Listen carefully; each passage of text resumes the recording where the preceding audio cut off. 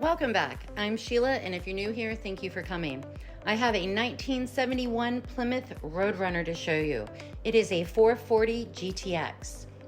I feel kind of sad for the person that has to sell this car or who is selling this car. They put a lot of love into it, but whoever gets it is super lucky, and I am definitely jealous of because I love this car. So you guys let me know what you think and enjoy.